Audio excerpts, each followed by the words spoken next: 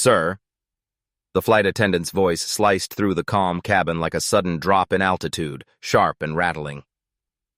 This section is reserved for business class passengers only. Either you take your seat in economy like you're supposed to, or I'll have security escort you off the plane. Is that clear? Her tone wasn't just firm.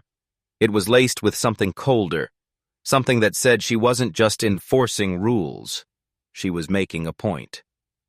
Passengers in nearby rows stopped what they were doing. A man lowered his newspaper. A woman clutched her designer purse a little tighter. The atmosphere in the first-class cabin of Global Skies Flight 162 changed in an instant. Every eye now turned toward one man, a tall black gentleman seated quietly in 2A, dressed in a plain navy polo, dark jeans, and leather sneakers. He looked calm, completely still. As if this wasn't the first time someone had tried to publicly diminish him. He didn't speak. Not yet. But the fire in his eyes said more than words could. The entire cabin went quiet, waiting to see what he'd do. And no one, not even the flight attendant herself, had any idea who he really was or what was coming next. Daniel Moore wasn't a typical passenger, but that day he dressed like one. No suit, no Rolex, no entourage. He walked onto Global Skies Flight 162 out of LAX alone, carrying only a leather laptop bag and a paperback novel he hadn't yet opened. His salt and pepper beard was trimmed, his posture upright, his movements deliberate. To the untrained eye, he could have been anyone. A teacher heading to a conference, maybe a consultant flying to pitch a mid-sized firm. But Daniel Moore was none of those things. He was the CEO and largest private shareholder of Global Skies Airlines, the very airline whose crew was now side-eyeing him. And that seat 2A was his, not just on the manifest, but metaphorically. He designed the lay, out of the cabin years ago, back when Global Skies was still trying to compete with legacy carriers. Every inch of this aircraft had passed through his desk, and now he was here not to travel in comfort, but to see something for himself, a troubling pattern that had emerged quietly in the last 6 months. It had started with a letter. An elderly black woman wrote into the airline's corporate office describing how she'd been treated like a stray dog by a flight attendant on a trip to Atlanta. Then a young college student emailed to say he was stopped by security before boarding because someone thought a hoodie didn't belong in first class. Daniel had read every single complaint personally. He didn't push it to legal. He didn't forward it to HR. He made a decision. If he wanted to understand what was happening inside his own company, especially in the air, he'd have to experience it without a title attached to his name. No advanced notice, no pre-boarding announcement, no limo waiting at the curb. Just a seat and silence. He chose the LA to Chicago route because it was high volume and high visibility, a business corridor. More chances to observe, more opportunities to see how the crew behaved under pressure. As he settled into his seat, he nodded politely at the woman across the aisle, who gave a weak smile in return before turning back to her phone. The cabin door was still open. People were still boarding. And that's when Gregory Lang walked in. Gregory Lang was the kind of man who announced himself without ever speaking. White, mid-50s, tailored blazer, and the smug aura of someone who believed the world was built for his convenience. He paused when he saw Daniel in 2A, blinked twice, then continued past without comment, but not without the kind of glance that lingered. Daniel didn't look up. He didn't need to. He knew that look. It was the look that scanned a black man's clothing, posture, and luggage, and came up with a verdict before the first word was spoken. But Daniel wasn't here to defend himself. He was here to observe. It was less than 4 minutes later when the lead flight attendant, Ashley Reynolds, made her approach. She looked composed, but Daniel caught the flicker in her expression, the double-take, the slight narrowing of the eyes. She didn't greet him, didn't ask for a drink order. Instead, she leaned in and said with restrained politeness, I think there might have been a mistake with your seat. Sir, do you have your boarding pass? Daniel handed it over without a word.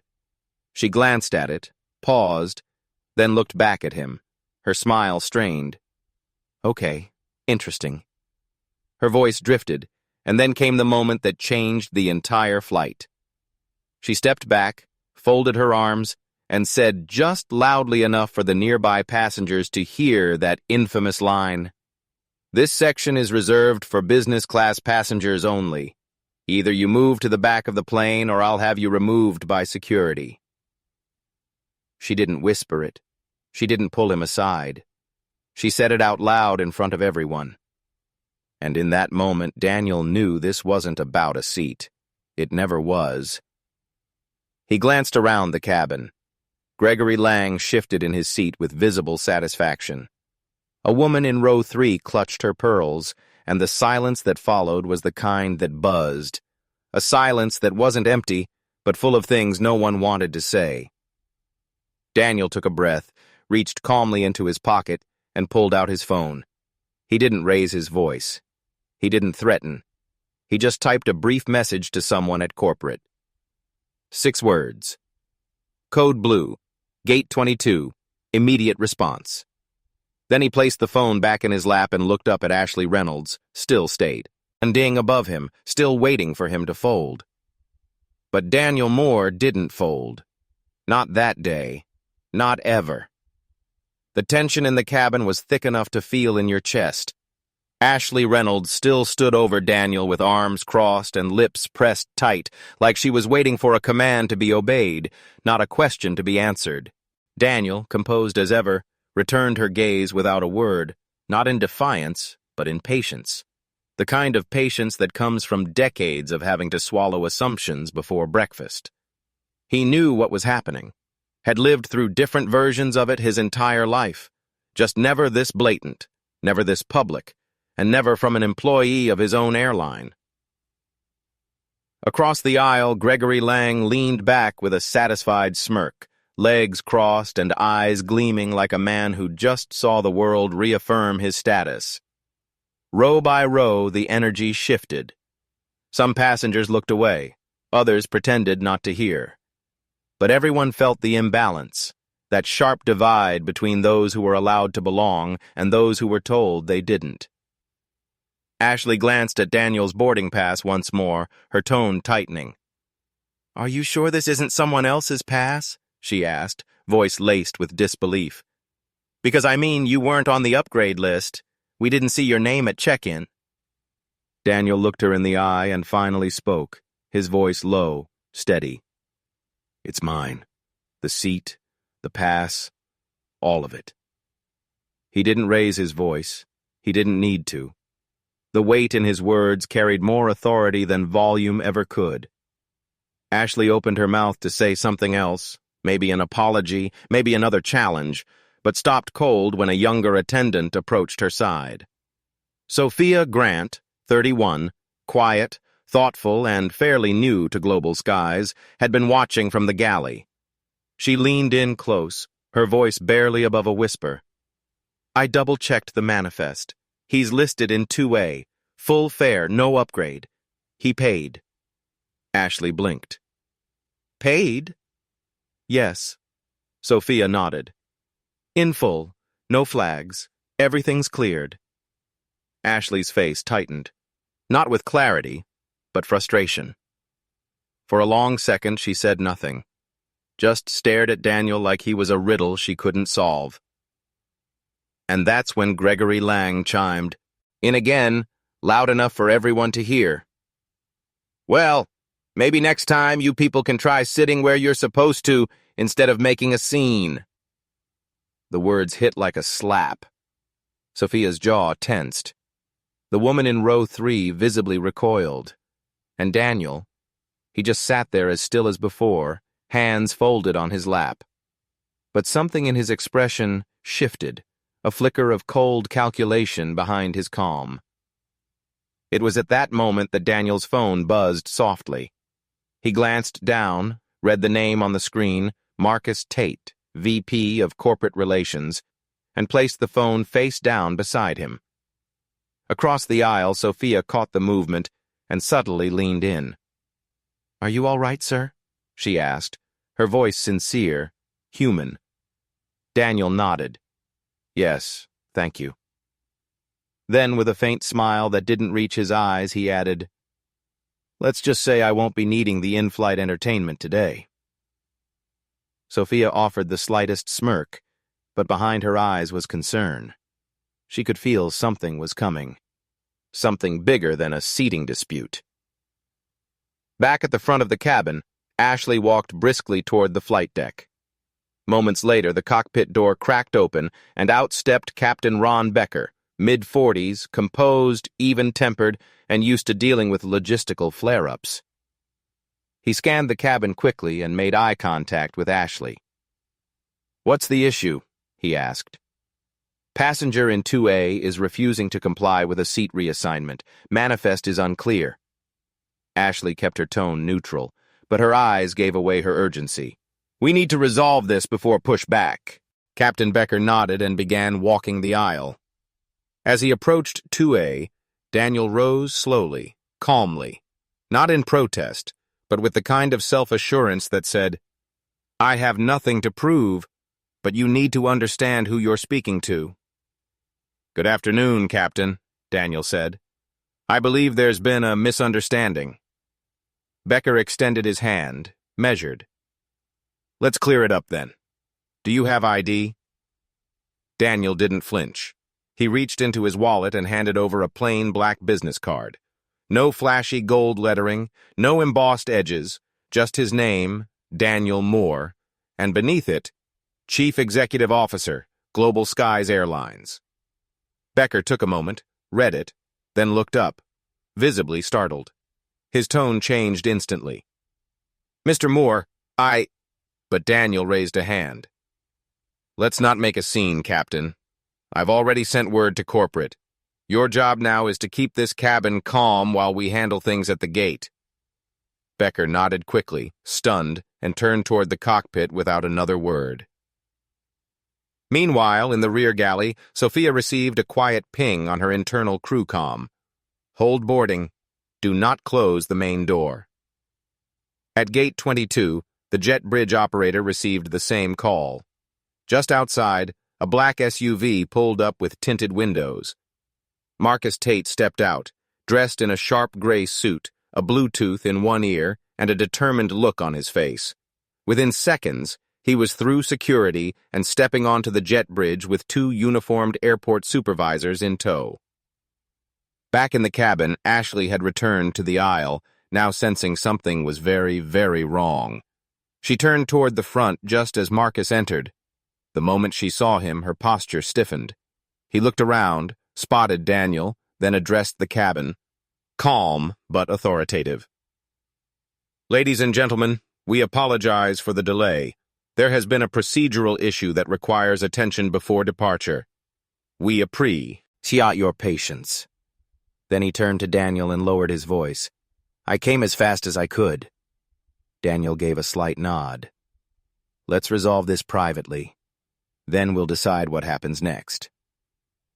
Ashley watched in stunned silence as the two men walked toward the front of the aircraft with the gate staff. For the first time, the balance of power in the room shifted. Not with anger, not with shouting, but with quiet, undeniable authority. Sophia followed behind, catching Ashley's eye for just a second. She didn't say anything. She didn't need to. The look said enough. "You just messed with the wrong man." And from here on out, this flight was headed somewhere no one expected. For a long stretch, no one said a word. The cabin remained still, suspended in that strange silence that only happens when people realize they've witnessed something bigger than just a delay.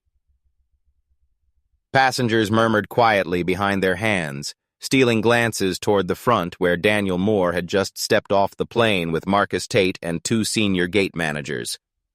Inside the jet bridge, the conversation was brief but direct. Daniel didn't raise his voice, didn't show a flicker of anger. He simply laid out the facts.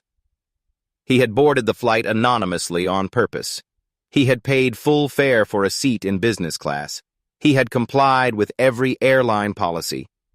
And yet, based solely on appearance, his clothing, his skin, his silence, he had been challenged, questioned, and publicly humiliated by someone on his payroll. "I didn't come here to flex authority," Daniel said quietly. "I came to see if the reports I've been reading are just isolated incidents or a pattern." "What happened today?" "That's a pattern."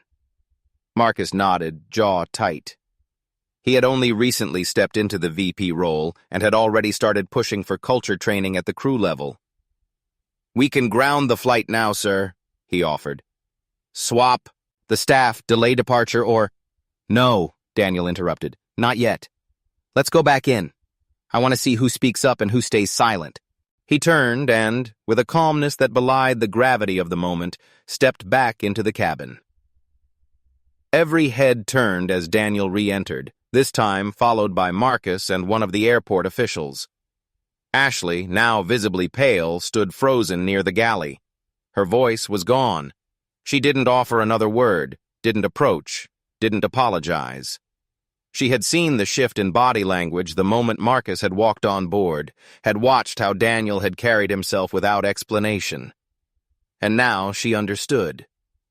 She had humiliated the man who signed the checks, who shaped the policies, who had the power to rebuild this entire airline from the inside out.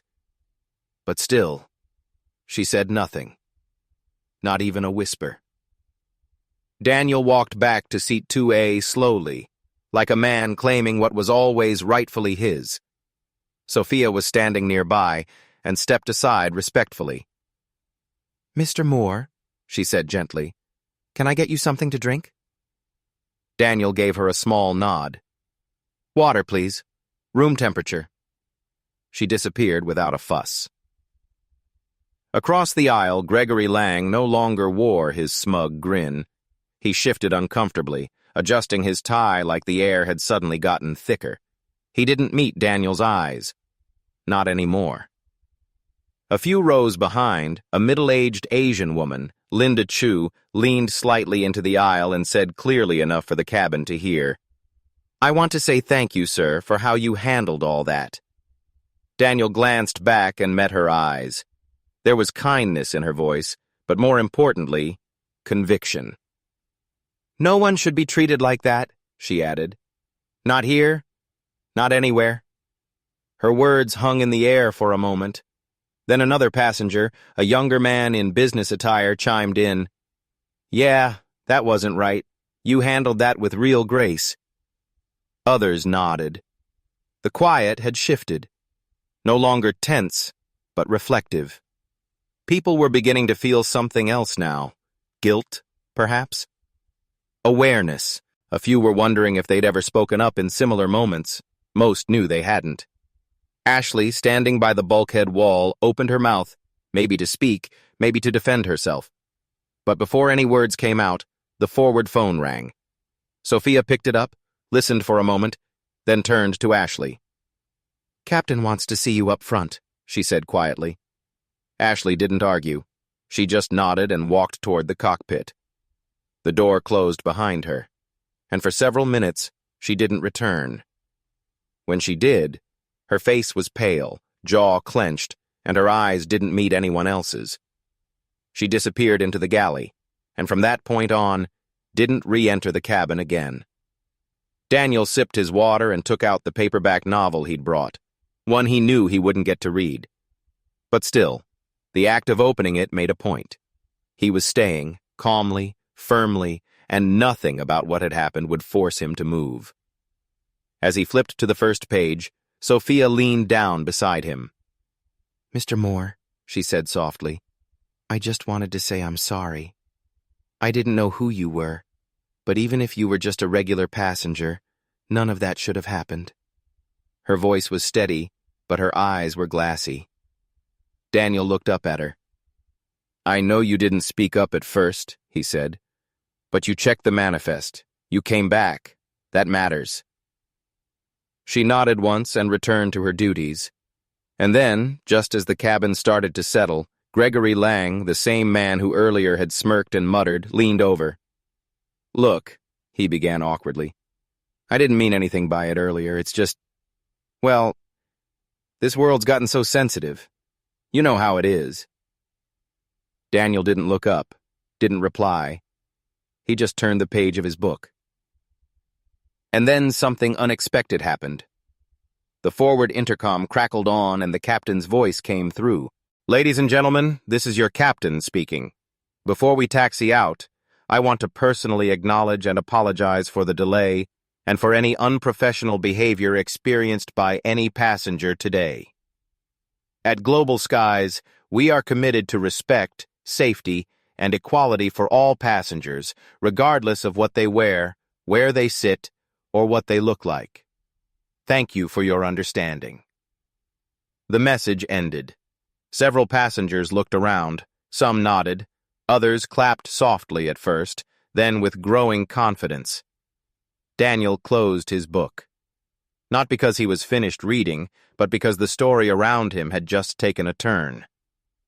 The cabin lights dimmed slightly as the plane finally prepared to push back from the gate, but the air inside that first-class cabin hadn't relaxed. People were still digesting what they'd just witnessed. Some were clearly uncomfortable, not with Daniel Moore's presence, but with the mirror this moment had just held up to their own silence. Others stole glances at him like he was something more than just a man reading a book. And he was. Not that they knew it yet. Most still didn't realize who he really was.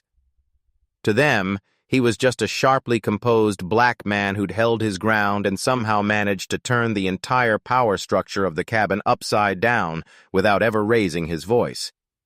But that was about to change. Moments after the captain's announcement echoed through the speakers, the cabin door reopened briefly, something that almost never happens once the flight crew seals the cabin. A uniformed Global Skies ground manager stepped on board, holding a folder and walking briskly to the front without a word. He handed it to Sophia, who gave a quick nod and took a breath before walking over to where Daniel sat. "Mr. Moore," she said softly, "the captain and Mr. Tate would like to know if you'd prefer to deplane and take a private flight to Chicago. We can have a jet ready in 25 minutes. Daniel looked up, set his book down on the tray table, and gave the most unexpected answer of the day. "No," he said. "I'll be staying on this flight, in this seat, with these people, if it's all right with you." His voice was warm but firm. Sophia gave a quiet smile. "Yes, sir. It's more than all right." But not everyone was smiling. A passenger in row 1 leaned sideways to whisper something to her husband. Gregory Lang shifted again, now visibly uncomfortable, as if still trying to reconcile what he'd seen with what he'd assumed. Ashley, still hidden in the galley, peeked through the curtain just briefly before vanishing again, her presence almost ghost-like now. The power she once had completely evaporated. But for Daniel, it wasn't about punishment. It never had been. He wasn't interested in public humiliation. What he wanted, what he needed, was for people to see what bias looked like when no one expected it. To feel the tension of witnessing it in real time, and to remember how easy it is to stay silent until it's your seat that's questioned. The wheels of the plane finally began to roll, and as the jet eased away from Gate 22, Daniel leaned back in his seat, fingers resting lightly on the book still open in his lap. His phone buzzed once. A message from his daughter Olivia popped up on screen. "Text me when you land. I'm waiting at arrivals." He smiled at the simplicity of it. She didn't know what had happened yet. She just wanted to see her father. And in that moment, Daniel wasn't a CEO or a test case or a quiet protest. He was just a dad heading home to his kid. He replied with a single word: soon. Meanwhile, back at corporate, news of the incident had already reached the executive team. A junior analyst who had been at the gate recorded a short clip of the flight attendant's confrontation and posted it anonymously to an internal channel. Within 30 minutes, the video was already circulating beyond headquarters, and by the time the plane reached cruising altitude, Daniel's name was trending, not as a public figure, not yet, but as a quiet hero who had shown restraint where outrage was expected. In seat 3B, a tech entrepreneur browsing LinkedIn recognized the name on the business card Daniel had handed the captain. He turned to the man next to him and whispered, "That's not just a regular passenger. That guy runs the whole airline." His neighbor's eyes widened. "Are you serious?" The ripple started there, whispers that spread across rows. Some passengers pulled out their phones to Google his name. Others exchanged knowing looks. Bit by bit, the pieces came together, and with every moment, Daniel's presence in 2A became heavier, more powerful. He hadn't changed, but how they saw him had. The plane had settled into cruise, but the cabin hadn't truly relaxed. Not yet. Tension still lingered in the corners, soft but unmistakable. The air was quieter now, almost reverent, like the passengers knew they'd just witnessed something unusual, something worth remembering. But for Daniel Moore, the moment of exposure had passed. Now came the part that mattered most, the response. Sitting calmly in 2A, he retrieved his phone again. There were already 4 voicemails, a dozen text messages, and a flagged email from the airline's legal team. But one message stood out. A note from his assistant with just 4 words. "The board is watching." Daniel locked the screen. He wasn't here to posture for the board. He wasn't here to punish people either. He was here because something had been rotting quietly inside his company, and it had just shown itself in the most public, undeniable way. He had the evidence now, and it was time to act. Not after the flight landed, but right here in real time. He turned to Sophia as she passed and asked softly, "Could you ask the captain if I might have a word with him? Just 5 minutes in private." Sophia paused for a second, nodded without a word, and walked toward the cockpit. 2 minutes later, the door opened. The captain appeared, composed, respectful. "Mr. Moore, we can step into the forward galley if that's all right." Daniel rose without drama and followed. Inside the small galley, Captain Ron Becker stood with his hands behind his back. He wasn't defensive. He looked thoughtful. "Sir," he began, "I want to say first that I'm deeply sorry for what happened. I should have handled it differently the moment I stepped into the cabin." Daniel held up a hand. "Captain, I'm not here for apologies. I've had a lifetime of them. I'm here for clarity." The captain nodded slowly. "You have it, sir. It won't happen again." "That's not good enough," Daniel said, gently but firmly. "Because what happened to me today? It happens to people who don't sit in this chair, people who don't have my title. The problem isn't just a bad apple, it's the barrel." Becker swallowed hard. "I understand."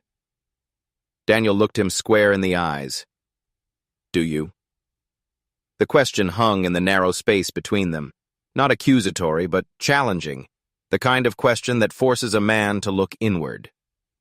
Becker's voice dropped. "I think I do now." Daniel leaned slightly against the galley counter, arms folded. "Here's what's going to happen," he said calmly. "When we land, you'll file a full incident report, not just on passenger conduct, but on crew judgment. I want a complete timeline, every decision, every statement, NAS, aims if needed. This will go directly to the audit team." "Understood." "And Captain," Daniel added, "don't protect anyone out of loyalty. Loyalty without accountability is just cover." Becker gave a slight nod. "Yes, sir." With that, Daniel offered his hand. Becker shook it firmly, respectfully, and Daniel returned to his seat. Once seated, Daniel took a deep breath and reached into his laptop bag. He pulled out a small leather notebook. No logo, just worn edges and the feel of something lived in. Inside were handwritten notes from the past 6 months, quotes from passengers, specific flight numbers, even internal emails from crew members who had reached out in confidence, afraid to speak up publicly. These weren't just scattered stories, they were symptoms. And Daniel knew better than most. When an organization begins to ignore the quiet, it eventually answers to the loud. He flipped to a clean page and began writing immediate action items. Flight 162. Incident. Full internal audit of crew conduct over the past 90 days. Emergency ethics and equity retraining. Mandatory for all frontline staff. Launch Speak Freely. Anonymous hotline for reporting bias or mistreatment. Issue a formal apology to affected passengers, public and not buried in PR jargon. Suspend the lead flight attendant pending internal review. Promote and reward staff who showed integrity under pressure, like Sophia Grant. Internal memo to all employees: silence is complicity. As he wrote, the mood in the cabin softened further. Not because people had forgotten what happened, but because they were beginning to absorb it. One older couple, seated in 4A and 4B, leaned toward Daniel as he finished his notes. The woman, gray-haired with kind eyes, said gently, "I just want to say thank you. Not everyone would have stayed so composed." Daniel nodded, closing his notebook. "Sometimes dignity is the loudest thing in the room." She smiled. "You taught us something today." "I didn't come here to teach," he replied. "I came here to see who we really are. We've got work to do." The wheels touched down in Chicago with a firm, steady thud, and for a moment, everything was still. That breathless second where the entire plane seemed to exhale together. But for Daniel Moore, it wasn't relief he felt. It was focus. The moment he'd planned for, the reason he took that seat in 2A to begin with, was about to unfold. As the aircraft taxied toward the gate, the energy in the cabin shifted again. This time, not from tension, but anticipation. News had spread. Whispers had turned into quiet confirmations. "That's the CEO of the whole airline," one passenger murmured. Another added, "The guy they tried to move, he owns the plane we're sitting on." Daniel didn't respond to any of it. He simply sat in the same calm posture he had held from the start, watching as the terminal rolled past the windows. A soft chime rang overhead. The captain's voice returned. "Ladies and gentlemen, welcome to Chicago O'Hare International Airport. On behalf of Global Skies, thank you for flying with us." It was the standard language, but nothing about this landing was standard. As the jet bridge connected and the seatbelt sign clicked off, passengers rose slowly. No one rushed to the aisle. Eyes lingered on Daniel as he remained seated, waiting. Sophia approached and leaned in gently. "Sir, Mr. Tate is waiting at the door with airport security. The media is at the terminal." Daniel closed his notebook and stood. "Let's keep it quiet," he said. "I'm not interested in spectacle." She nodded. "Understood." And then, with quiet authority, Daniel stepped into the aisle. Passengers parted for him without a word, not because he asked, but because something in them had shifted. This wasn't a man who demanded respect. This was a man who carried it with him.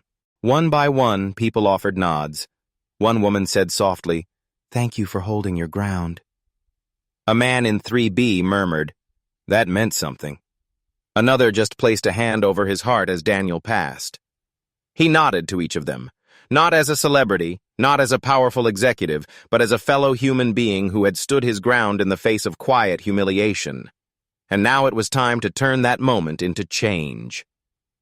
At the front of the jet bridge, Marcus Tate stood waiting with two airport officials. His face was drawn but composed. "Sir," he said as Daniel stepped off the plane, "we've got a press pool waiting beyond security. Your call. We can redirect them or—" "Let them wait," Daniel said. "I need 10 minutes." He walked straight into a private conference room down the corridor where a small team from corporate had assembled. Legal counsel, PR director, HR chief, all standing, all silent. Daniel stepped to the head of the table, loosened his collar, and looked around. "First, you don't speak. You listen." A few shifted uncomfortably, but no one interrupted. What happened on Flight 162 isn't a one-time mistake, he continued. It's the symptom of a culture problem we've ignored too long. So from this moment forward, we're not just managing optics, we're leading transformation. He reached into his bag and pulled out the leather notebook, flipping to the action list. We launch a company-wide initiative. Today, it will be called the Skyline Protocol. For the next 10 minutes, Daniel laid out his vision, not just as a reaction, but as a rebirth. Mandatory equity and bias training for all flight and ground crew, a permanent anonymous reporting platform for discriminatory behavior, a full staffing review of customer-facing employees, and most of all, a promise that Global Skies would be a place where no one would ever be told to move to the back based on how they looked. By the time, Daniel stepped into the press area near the arrivals gate. The camera lights were already on. But he didn't stand on a podium. He didn't raise his voice. He simply stood beside Marcus, looked into the crowd, and spoke directly and quietly. Yes, I was the passenger in seat 2A. Yes, I was misjudged, ignored, and told to move to the back of the plane. But this story isn't about embarrassment.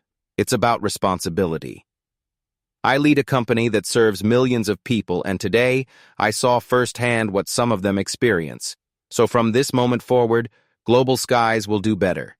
Not with empty apologies, but with action, policy, and accountability. That's my promise. Not just as a CEO, but as a man who refuses to stay silent. And with that, he turned, walked away from the microphones, and disappeared into the crowd. Daniel spotted his daughter before she saw him. Olivia stood by the escalators at Gate 6, holding her phone in one hand and a to-go coffee in the other, scanning the crowd with that same quiet intensity she'd had since she was a little girl. She was 27 now, working in nonprofit law, full of fire and heart. When her eyes landed on him, her whole face lit up. She walked fast, didn't run, didn't make a scene, but when she reached him, she hugged him tight. No words at first, just a long silence between a daughter and the father she'd always admired. Finally, she pulled back and looked up at him. "You okay?" Daniel nodded, his voice low. "I am now." She gave him a knowing smile. "I read the statement. You didn't hold back." "I couldn't," he said. "Not this time." They started walking side by side, slow and steady. "It's been coming for a while," Olivia said. "You've seen it. You've heard it. You just hadn't lived it that directly yet." Daniel exhaled, not as a sigh, but as release. "That's the part that hurts," he said. "I built this company from the ground up. I believed if I led with integrity that would trickle down, but forgot. Culture doesn't trickle. It's built layer by layer, day by day, and if you don't shape it deliberately, someone else will." Olivia nodded slowly. "So now what?" she asked. "What happens next?" Daniel paused, looked around the terminal, then back at her. "We start over, not from scratch, but from the truth. And we lead differently. I'm not interested in platitudes. I want policies, I want protections. And I want people like Sophia, people who hesitate but still choose right, to be the new face of this company." That evening, in a closed internal live stream sent to all Global Skies employees, nearly 38,000 across the world, Daniel sat in a simple chair in a quiet conference room. No backdrop, no branding, just a microphone and his word. "If you're watching this," he began, "it means you've heard about what happened on Flight 162. I won't rehash the story. It's already out there. What I want to talk about is what it revealed. Not just about a few people, but about us, as a company, as a culture, and most importantly, as individuals with power to harm or to heal. If you enjoyed this video, make sure to like, share, and subscribe to our channel for more amazing content.